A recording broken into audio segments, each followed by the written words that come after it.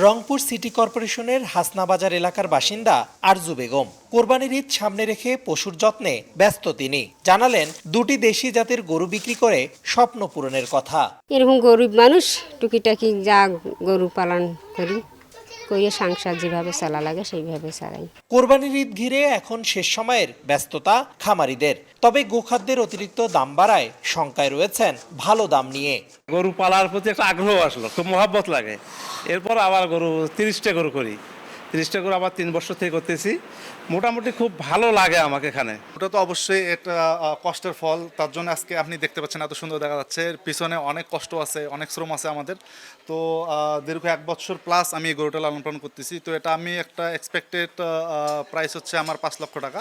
খাদ্যদ্রব্যের দাম আপনারা জানেন, বিগত 15 থেকে 1 মাসের মধ্যে খাদ্যের দামটা কিন্তু আবার বাড়ছে, গোখাদ্যের দাম। তো এই অবস্থার মধ্যে যারা কুরবানির গরু উৎপাদন করছে, যদি বাজারে চাহিদার তুলনায় বেশি গরু থাকে, আলটিমেটলি গরুর দাম কমবে, এতে কোনো সন্দেহ নাই। সো এইটা একটা আশঙ্কার জায়গা আছে।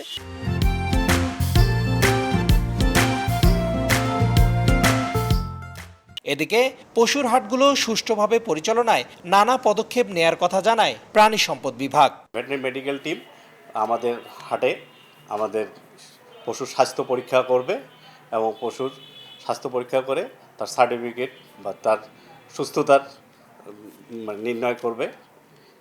এই মর্মে আমাদের প্রতি হাটে ভেটেরিনারি মেডিকেল টিম কাজ করবে।